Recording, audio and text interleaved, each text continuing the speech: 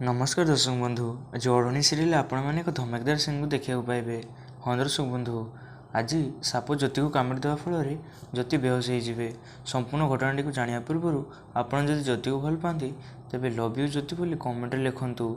आज से साप पिलामानंकु कामुड़िया आसा बेले ज्योति सेमानंकु बंचाइया जिबे, हेले निजे साप आगे पड़ीजे तापर से साप ज्योति को कामुड़ी देव। हाँ दर्शक बंधु, यापर रुद्र जाई ज्योति को गोड़ू विष काढ़ापी चेष्टा करेंगे।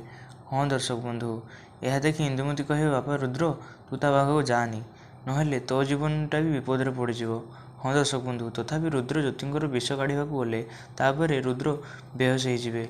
हाँ दर्शक बंधु, तापर डॉक्टर आसबे आ कहे रुद्रंकर हस तो बहुत शीघ्र फेरी आसो, हेले ज्योतिर हस आसापी बहुत टाइम लगे। इंदुमती कहे मत केवल मो पुओ दरकार।